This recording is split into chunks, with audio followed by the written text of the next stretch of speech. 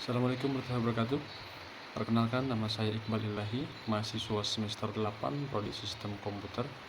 Di sini saya akan menjelaskan proyek saya, yaitu kantin elektronik berbasis IoT, di mana proyek saya ini dibuat untuk memperbaiki transaksi di sekolah yang menurut saya masih terbilang rumit dan butuh tambahan teknologi agar menjadi transaksi yang lebih optimal. Oke, kita lanjut ke alatnya. Oke teman-teman, lanjut ke komponen atau alat yang saya gunakan pada kantin elektronik IoT ini. Yang pertama yang saya gunakan adalah ESP8266, di mana ESP ini sebagai pusat daripada kontrol atau informasi yang akan disambungkan dengan website kantin elektronik. Yang kedua ada LCD I2C, di mana LCD tersebut akan menampilkan berupa nama siswa, saldo, serta jenis transaksi. Apakah nanti transaksinya berhasil atau gagal gitu kan. Yang ketiga ada tombol reset, di mana tombol reset ini berfungsi untuk dipergunakan di saat-saat yang misal ada gangguan teknis perihal WiFi atau refresh LCD, maka alat tersebut bisa di-reset menggunakan tombol reset tersebut. Yang keempat ada RFID reader.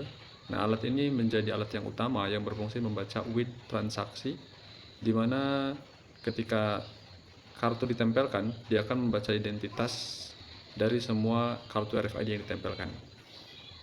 Lanjut ke bagian buzzer. Buzzer difungsikan sebagai indikator suara, di mana jika berhasil akan berbunyi dan jika gagal pun akan ada notifikasi atau suara yang berbeda untuk buzzer.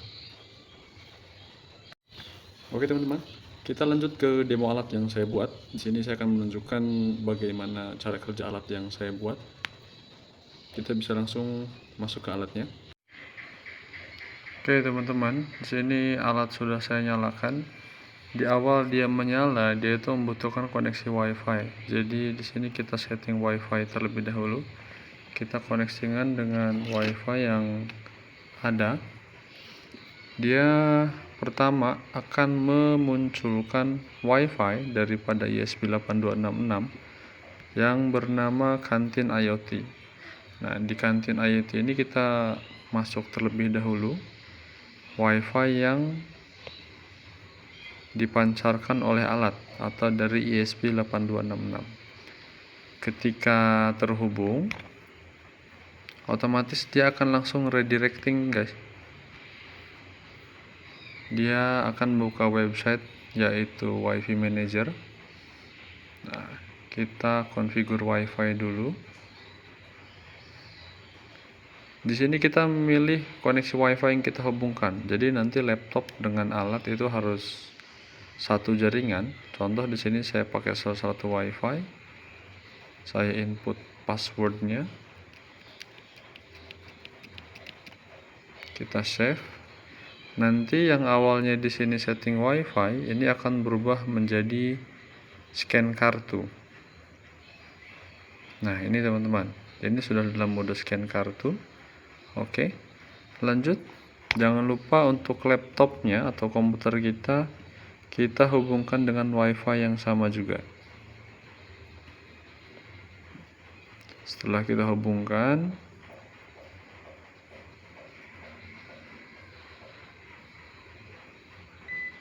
oke. Di sini transaksi sudah bisa ya. Ada scanning kartu. Sudah. Dan saya menggunakan website, teman-teman. Oke guys, kita lanjut.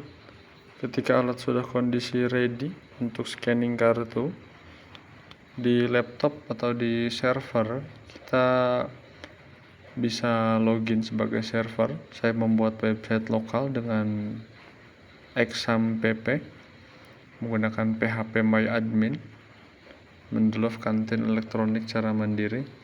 Kita contohkan di sini. Ini exampp sudah saya start dari Apache dan MySQL-nya. Ini website sudah terbuka. Saya contohkan.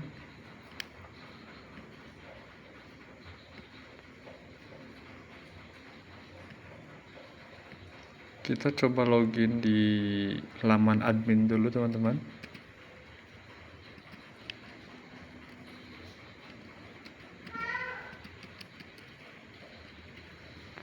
Oke, kita coba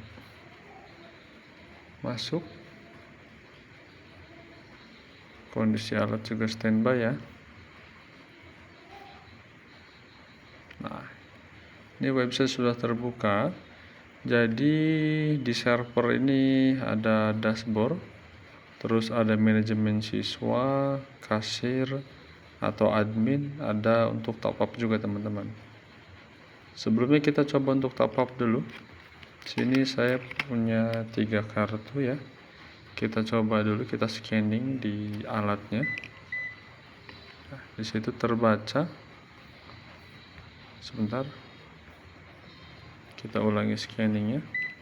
Nah, di situ terbaca ada Raihan saldo sekian dan websitenya sama tuh.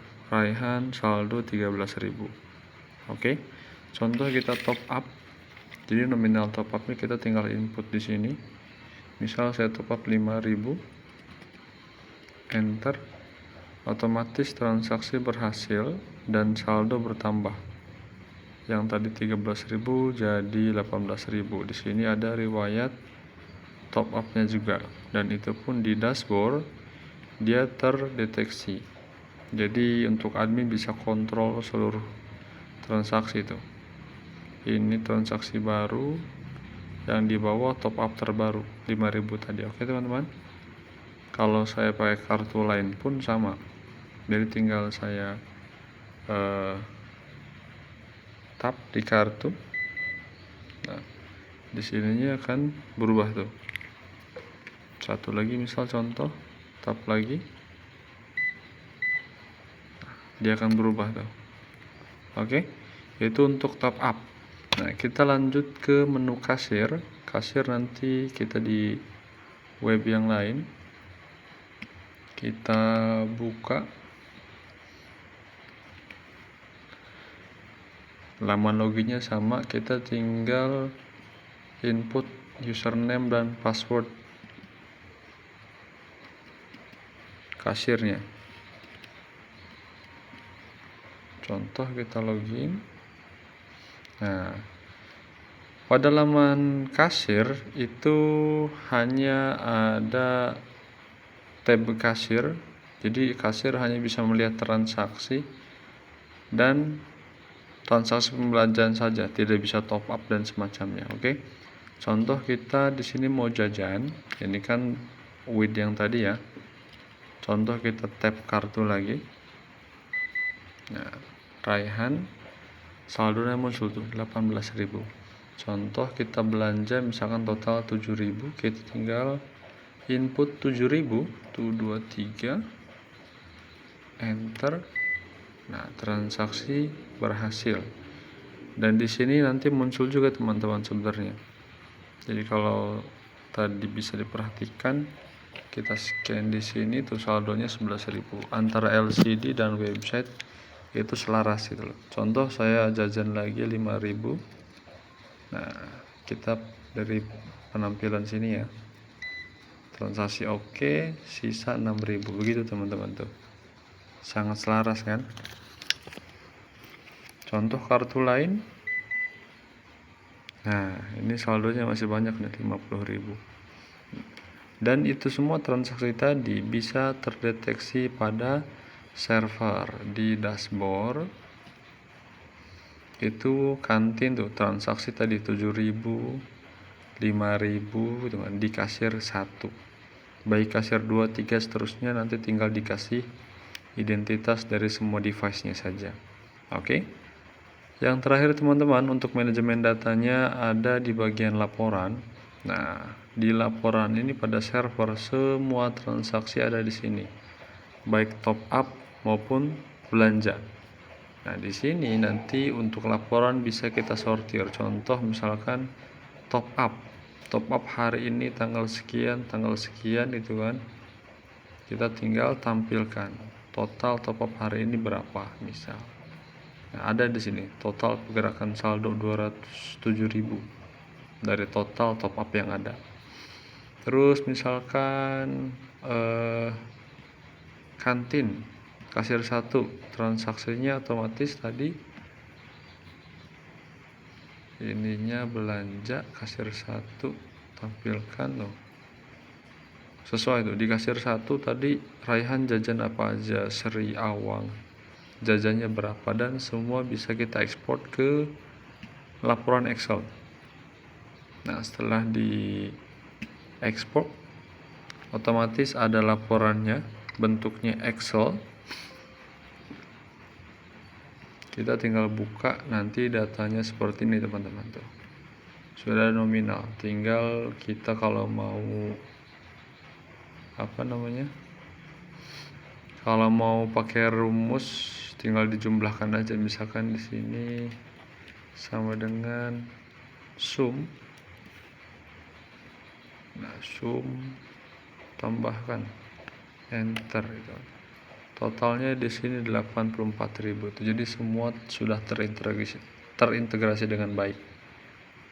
Belanjaan, top up, manajemen kasirnya tuh, admin kasir 1, kasir 2 aja.